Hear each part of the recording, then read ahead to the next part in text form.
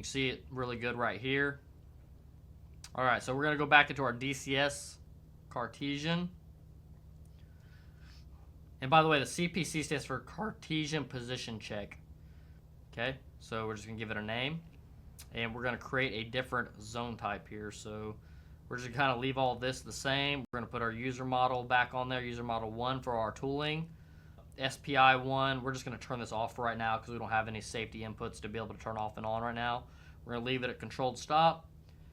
And we're going to change our diagonals to a diagonals out.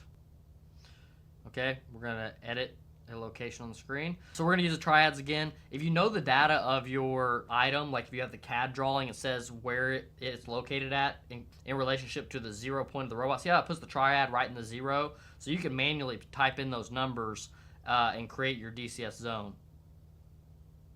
So boom, you notice that? See how X2, Y2, Z2 just generated some numbers? Now we're going to create another triad.